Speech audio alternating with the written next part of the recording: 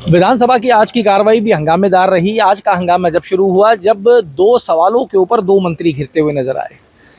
पहले मंत्री थे बाबूलाल खराड़ी, जो अर्जुन बामनिया के सवाल पर घिर गए, और दूसरे मंत्री थे उप मुख्यमंत्री प्रेमचंद बैरवा, जो मनीष यादव के सवाल पे घिर गए।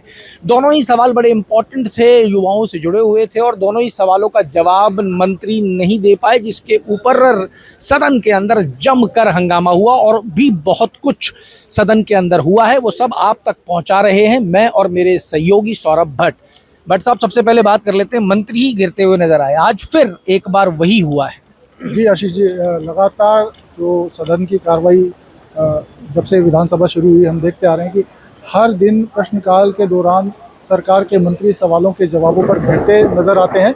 आज भी यही स्थिति हुई। प्रश्नकाल की शुरुआत जब हो रही थी तो कांग्रेस विधायक अर्जुन बामनिया ने जनजातीय छात्रावासों में रसद सामग्री सप्लाई को लेकर सवाल पूछा, और ये पूछा कि ये जो सामग्री सप्लाई हो रही है बिना टेंडर के सामग्री सप्लाई कैसे हुई, और दूसरा ये कि इनकी रेटों में इतना अंतर क्यों है।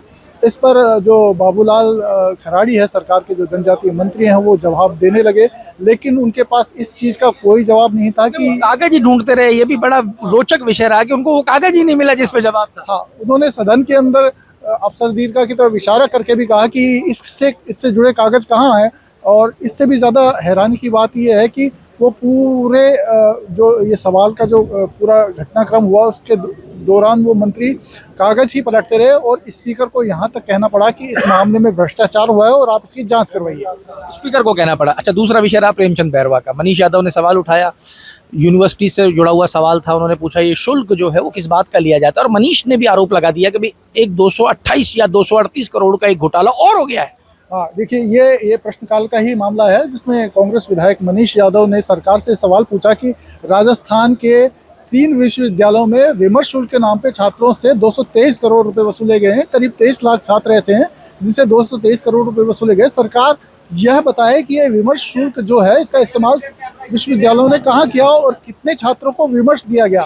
इसका जवाब जो उप मुख्यमंत्री प्रेमचंद बैरवा थे वो इसका जवाब देने के लिए खड़े हुए, लेकिन उनके पास भी इस चीज़ का जवाब नहीं था कि कितने छात्रों को विमर्श विश्वविद्यालयों की तरफ से दिया गया।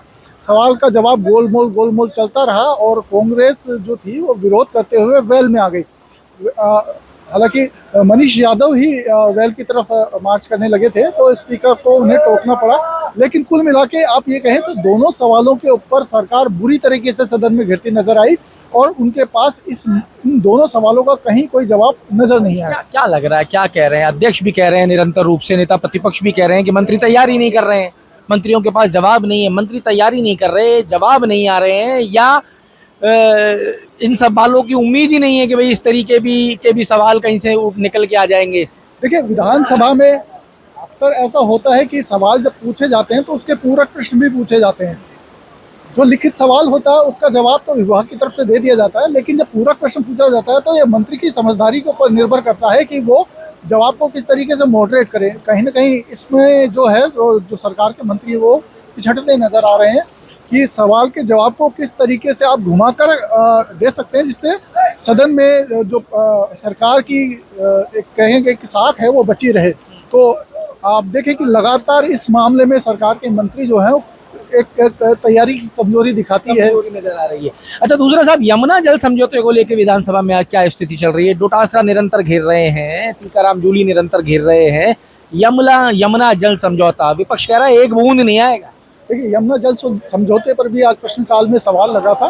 कांग्रेस विधायक रीटा चौधरी ने यमुना जल समझौते से जुड़ा सवाल पूछा था। हालांकि उस सवाल का नंबर सदन के अंदर नहीं आ पाया और उससे पहले ही प्रश्नकाल समाप्त हो गया। लेकिन अभी थोड़ी देर पहले जो जल संसाधन मंत्री सुरेश रावत है वो बाहर आकर उन्होंने मीडिया को इस सवाल से जुड़ा अपना जवाब बताया। उन्होंने कहा कि जो अलाइनमेंट का काम है उसको हरियाणा ने अपनी मंजूरी दे दी है, उसको स्वीकार कर लिया है, और अगले महीने तक इसमें डीपीआर का काम शुरू कर दिया जाएगा। ये उन्होंने कहा कि ये बहुत बड़ा डेवलपमेंट है इस यमुना जल समझौते का, और उन्होंने कहा कि जो तय समय सीमा है उस समय सीमा के अंदर हम राजस्थान के जो शेखावा के अंचल है उसको यमुना का पानी पिलवा देंगे। और कोई विशेष चीज जो आज विधानसभा के अंदर घटी हो जो आप बताना? देखिए, रविंद्र सिंह भाटी भी अभी हाउस में उन्होंने एक मुद्दा उठाया पाक विस्थापितों को लेकर उन्होंने कहा कि जो कांग्रेस इस मामले में कुछ नहीं करती, लेकिन बीजेपी तो जो हिंदूवादी पार्टी है जो कम से कम इसी मुद्दे को लेकर सत्ता में आती है। तो उन्होंने कहा कि भाई पाकिस्तान से जो विस्थापित आए हैं उनको क्या सुविधाएं मिली, जमीन की जो आवंटन है वो जमीन का आवंटन नहीं हुआ, ये कम से कम सरकार को इस चीज़ को देखना चाहिए कि उनकी क्या दुर्दशा हो, शौचालय तक उन लोगों के पास नहीं है। तो उस मुद्दे को लेकर रविंद्र सिंह भाटी ने विधानसभा में ये मामला उठाया है। देखिए, विधानसभा के अंदर निरंतर पूरे राजस्थान से जुड़े हुए मामले उठ रहे हैं। आज रविंद्र सिंह भाटी ने पाकिस्तान से जो विस्थापित होकर आए उनका भी विषय उठाया है। राजस्थान के अंदर यूनिवर्सिटीज़ का विषय हो, चाहे छात्रावासों का विषय हो, इसके अलावा चाहे पानी का विषय हो, सारे विषय विपक्ष जो है वो निरंतर रूप से सवालों के रूप में सदन के अंदर लेके आ रहा है, मंत्रियों से जवाब मांग रहा है। परिस्थिति ये है कि मंत्री निरंतर रूप से, अगर हम पहले दिन से आज तक देखते हैं तो मंत्री कहीं ना कहीं डामाडोल नजर आ रहे हैं जवाब देने में।